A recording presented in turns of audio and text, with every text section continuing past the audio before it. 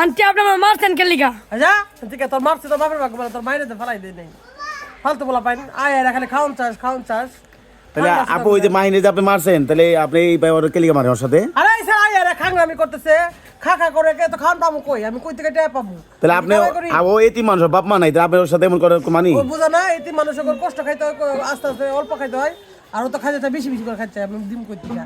তাহলে এই যে মাহিনীর তো মানুষ ভিডিও দেখে, তাই এইভাবে কিছু বলেন যে মানুষের কষ্ট পাইব? অবশ্যই মাহিনের ভিডিওগুলো দেখবেন, আর আমাদের ভিডিওগুলো সবাই সাপোর্ট করবেন, লাইক করবেন, শেয়ার করবেন।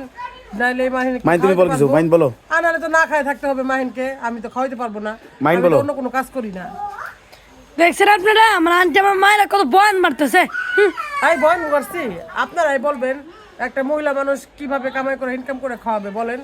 আমি ও ভিডিও করে যা পাই তাই আমাদের সংসারটা চলে।